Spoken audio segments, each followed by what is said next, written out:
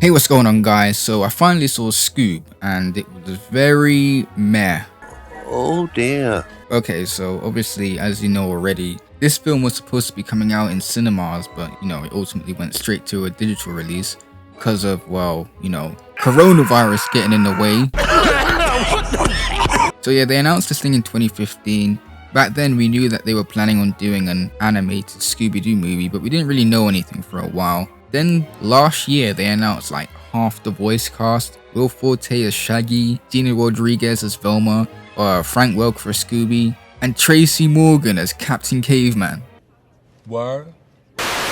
So yeah, there are a lot of reasons why this film didn't work for me. The main reason here is that it didn't really feel like a Scooby-Doo movie at all. Like, you have all these Hanna-Barbera characters just slapped in here.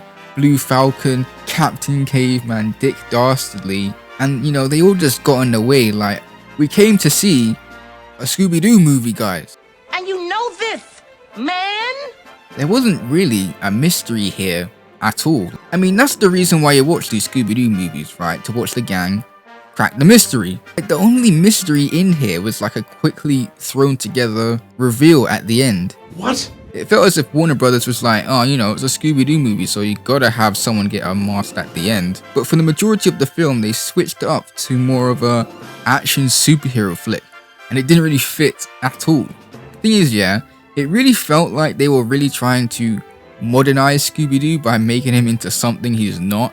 I mean, you have all these pop culture references, and it just felt so forced. Boy, if you don't... Another thing is that there's no sense of comradeship with the Mystery Inc. I mean, it was set up nicely, with them meeting up as kids, and you see Shaggy and Scooby meet up and everything. But when they're adults, their chemistry was kind of weak. Maybe that's because, like, they were all split up for the majority of the movie, Shaggy and Scooby were with Blue Falcon and Dino Mutt, and the rest of the gang was just out trying to find them. So the story itself just feels messy, It's an hour-and-a-half film, and they try and fit so many aspects into this one film. In my opinion, it would have been a lot better if they just didn't try to focus on trying to make a Hanna-Barbera crossover all in one movie, but instead just make a simple Scooby-Doo movie that focuses on the mystery. That's a good idea. Of course it's a good idea. Like I said, the opening scene as kids, it was a decent setup, but then the genre just shifts entirely and it becomes jarring, if you know what I mean. The voice cast here is a mixed bag for me. I mean, it's mostly celebrity voices here. Like I said, Tracy Morgan as Captain Caveman. What? For the most part, they were sufficient. I mean, Zac Efron as Fred was alright, and obviously Frank Welker as the OG Scooby was great here as always. It was kind of weird to see Scooby talk a lot more than usual, but I got used to it after a while. What I didn't get used to at all was Will Forte as Shaggy. For flip's sake, I've been saying this since day one he got cast. Why did they not get Matthew Lillard? Oh yeah, because they want celebrity voice cast, right? But come on, man, like, Matthew Lillard is a veteran voice in Shaggy, and it's not like he wasn't available.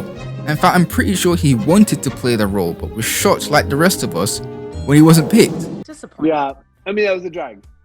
Yeah. And I was surprised that happened, and I think Hollywood's a very, Hollywood's an interesting place, and I've been around for a long time, and some of them are easier to accept than others when you don't get a job, but that was a bummer. I mean, I'm sorry, but every time Shaggy spoke in this film, it just felt like exactly what it was. A celebrity doing a Shaggy impression. Scoob, do you realize where we are? No. Look around, man. The clean, modern aesthetic, the cool blue color palette. Because Will Forte Shaggy, he doesn't have that scratchiness Shaggy is known for. He's felt way more soft-spoken in this. But it's really easy. So if you take your voice and go from the base of your voice to the falsetto, there's that little crack. Like that's where it lives. My voice is screwed up right now, so boy, dude. Don't mess with me right now, Fred. I'm very emotional. Do you have snacks? What? Look, maybe if Matthew Lillard retired or something, I'd be more forgiving. But the thing is, Matthew is not retired. He's still voicing Shaggy in Scooby-Doo cartoons today. So Warner Brothers, I don't know what you were doing. What the hell is wrong with you people? There are some small positives I should mention though. The animation is great and there are a lot of references and Easter eggs. that I thought was quite nice. The villain, Dick Dastardly, I thought was okay. His motivations were understandable and that. But besides that, this is really just a disposable movie that you watch once and then forget like the next day. If you're a dog owner, I could probably see you finding more enjoyment in this, because there is this theme of dogs being man's best friend throughout the film, so that was a nice touch. But yeah, overall I was kind of disappointed, to be honest. Fam, I find it really annoying that every studio is trying to follow Marvel and are trying to create their own cinematic universe. It's like, how about you just make a good Scooby-Doo movie first, and then you think about adding characters if you want. But yeah, that's it from me. If you saw the movie, let me know what you thought. If you enjoyed this little quick review, make sure you like, subscribe, and hit the bell. Have a good day, and God bless.